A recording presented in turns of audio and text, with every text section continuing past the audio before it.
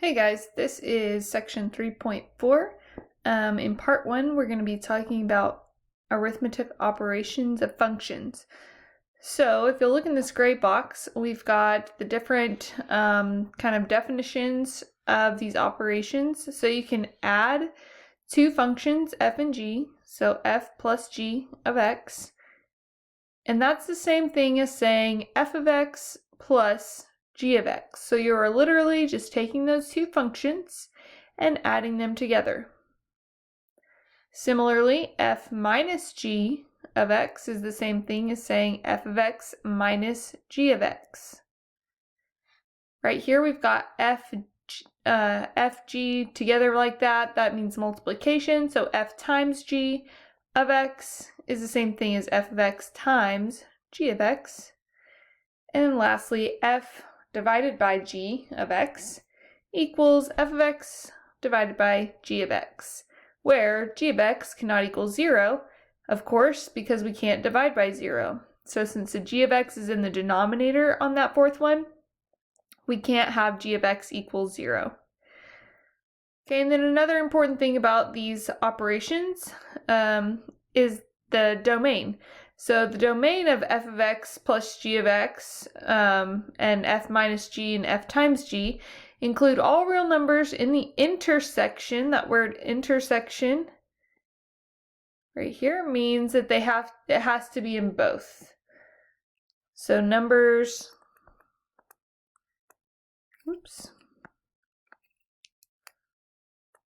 in both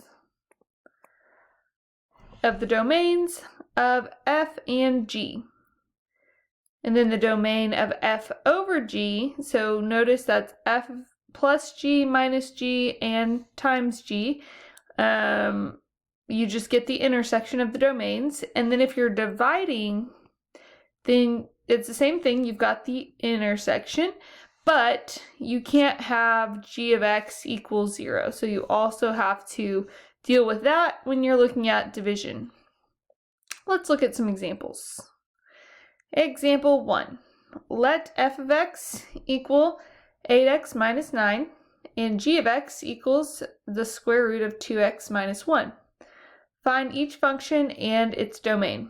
So just looking at this definition up here, we know that the domains of f plus g, f minus g, and f times g, which is a, b, and c, should all be the same. Okay, so when we're looking at the domain, those three should all have the same domain. But then on D, we're going to have to also look at g of x cannot equal 0. All right, so for the first one, f plus g of x, that is the same thing as f of x plus g of x. Okay, so we'll take our function f of x right here, and we'll do 8x minus 9. You can put that in parentheses. And then we're adding that to g of x, which is the square root of 2x minus 1. We can't combine those two because this has a square root around it, so it's just 8x minus 9 plus the square root of 2x minus 1. All I did there was take the parentheses off. Same thing. Okay, we'll get the domain. How about after we do A, B, and C, we'll look back at the domain of those three since they should all three have the same domain, the intersection of f and g. Okay, f minus g of x, that's the same as f of x minus g of x. So that is 8x minus 9 minus square root of 2x minus 1. Now, it might be important to put these in parentheses sometimes, especially if you can distribute that minus sign. However, because we have a square root here, we can't distribute the minus sign anywhere, so we don't actually need the parentheses on this one. We can't distribute, so we don't really need the parentheses.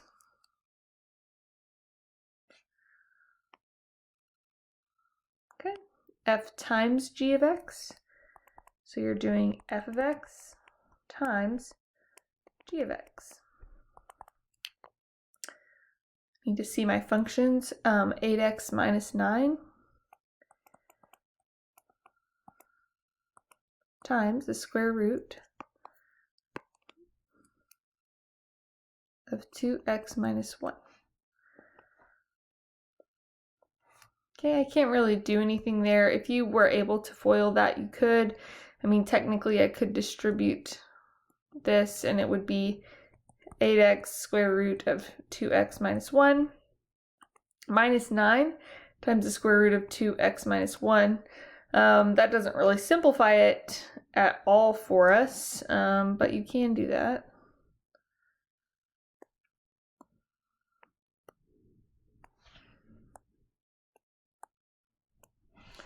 All right, so that is our composition, our arithmetic operations, adding, subtracting, and multiplying. Now let's get the domain of those three. They should all three have the same domain. Looking back at our definition, the domain of f plus g, f minus g, and f times g include all real numbers in the intersection of the two domains. So if I can just get the domain of f and g, and then the domain will be the numbers that are included in both domains. So the domain of fx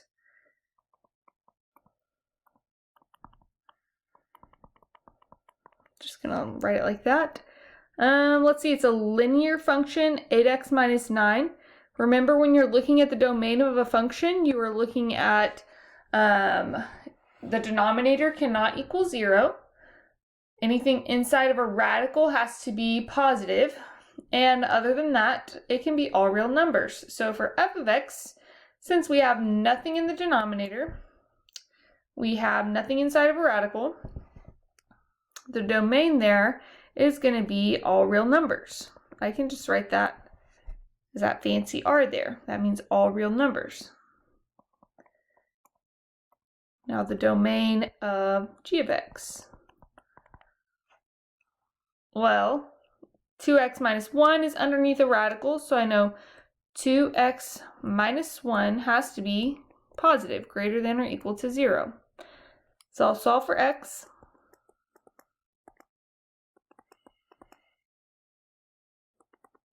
So x has to be greater than or equal to 1/2 on that one. So the intersection of those two, because the domain of f of x doesn't exclude anything, the domain is just going to be x is greater than or equal to 1/2. So if I want to write that in interval notation, that would be square bracket 1/2 to infinity.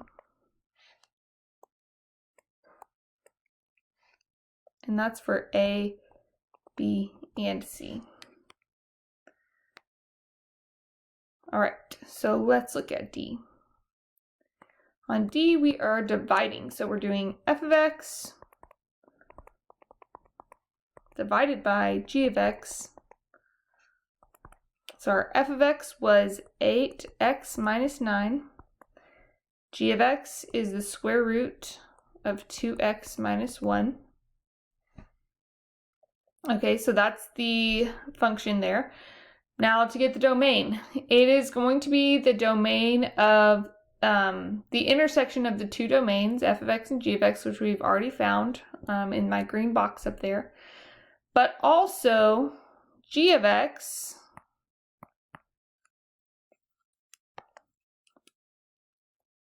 because it's in the denominator, cannot equal 0. Because g of x is in the denominator, it cannot equal 0. So we're going to do the square root of 2x minus 1 cannot equal 0 and solve for x. You would square both sides to get rid of that square root. Well, 0 squared is still 0, so 2x minus 1 cannot equal 0. Add the 1 over, divide by 2. So x also cannot equal 1/2. So the domain that we originally found, which was the intersection, x has to be greater than or equal to 1/2. And also x cannot equal 1/2. So the intersection of the two domains was x had to be greater than or equal to 1/2. But then we also have x cannot equal 1/2.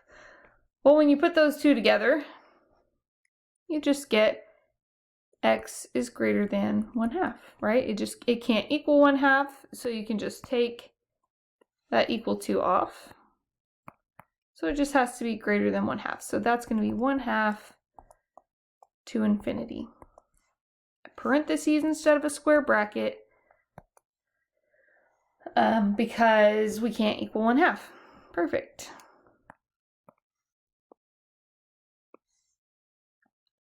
All right, moving right along to our next page.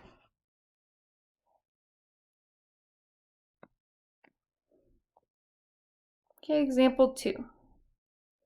On these, notice that I have replaced the x with a number on each of these. So we're going to be evaluating these, which means we're going to find an actual value for each of these compositions.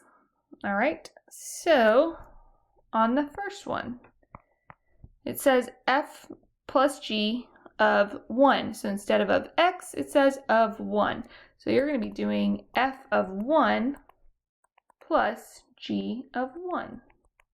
So same thing that we were doing, but instead of x here, we have actual numbers. So f of 1, if you'll recall, just means you are plugging in 1 for x in the function f.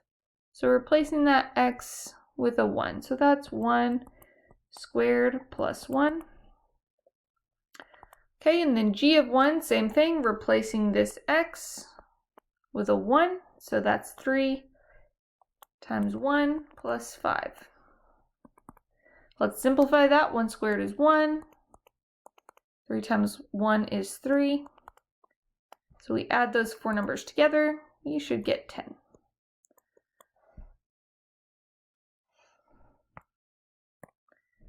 All right, B.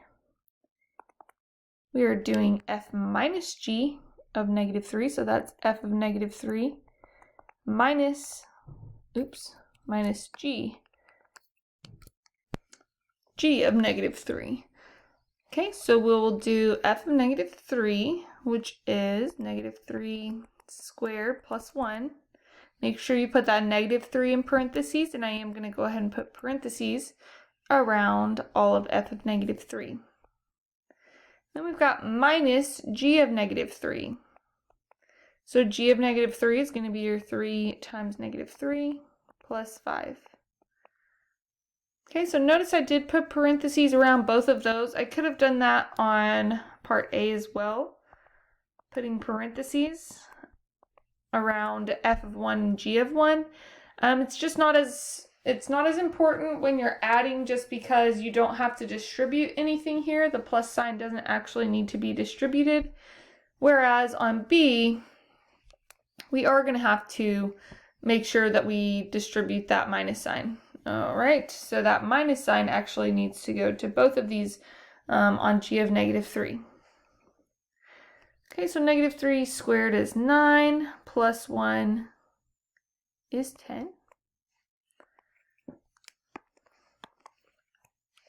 Okay, and then on g of -3, we've got 3 times -3 is -9, plus 5 is -4. Okay, so you could have distributed the minus sign here, or just simplifying all of that, you get -4. So 10 minus -4 is the same thing as 10 plus 4, which is 14. Okay. Part C, multiplying this time, f of 5 times g of 5. Okay, I need to see my functions again. So that is plugging in the 5 for f in the function f, so that's 5 squared plus 1. We're going to multiply that times 3 times 5 plus 5. Okay, let's simplify what's in parentheses first. So that's 25 plus 1 is 26. 3 times 5 is 15, plus 5 is 20. Okay, 2 times 26 is 52, so that's 520.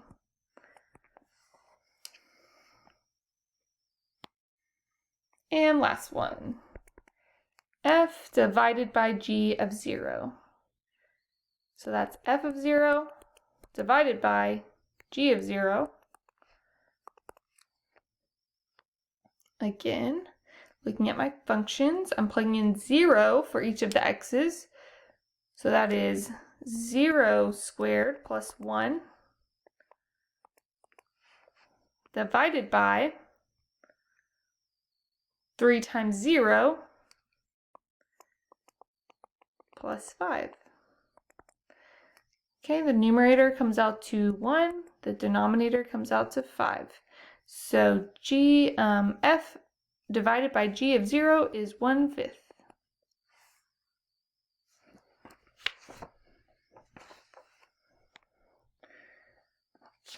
All right, one more problem that I want to look at in today's notes, and then we'll stop. So example 3, we're looking at it from a graph standpoint.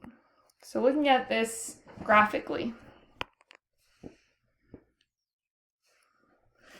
F plus g of 4. So we know that that's the same thing as saying f of 4 plus g of 4.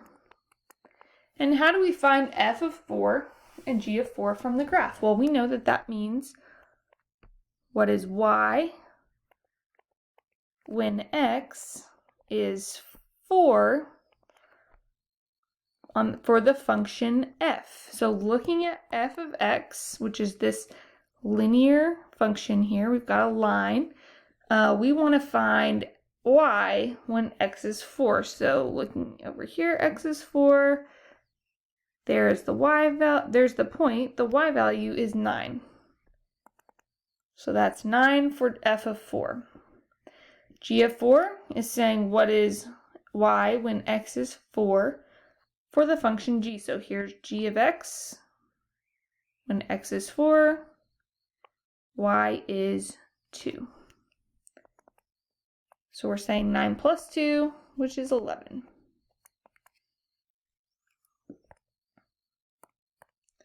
All right, f minus g of negative 2. So that's f of negative 2 minus g of negative 2.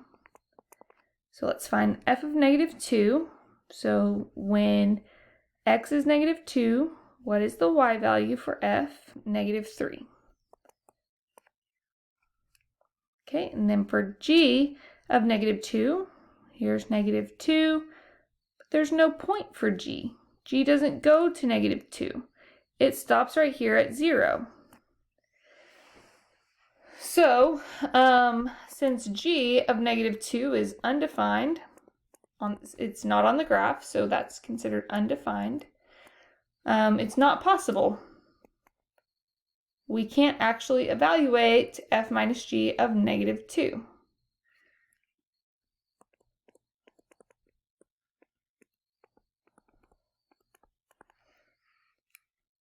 Because g of negative 2 is undefined. All right, let's try the next one. F times g of 1, so f of 1 times g of 1. Okay, f of 1, so that's the y value when x is 1. Okay, that's 3. I'm actually going to write that below, running out of space. Okay, and then g of 1 is 1. Okay, 3 times 1 is 3. Okay, this is f of 0 divided by g of 0. So let's see what f of 0 is. Looking at your linear function f of x, finding where x equals 0, the y value is 1. G of 0, g of 0 is 0. The y value at this point is 0. So that's 1 divided by 0. Well, we can't divide by 0.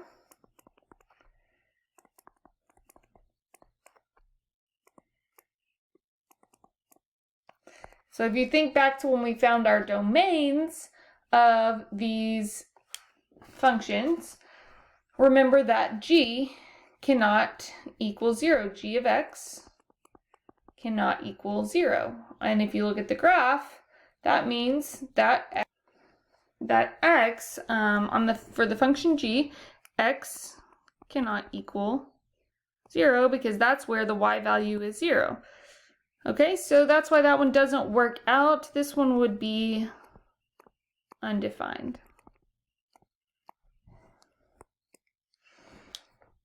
All right, and that's it for part 1. We'll finish these notes tomorrow.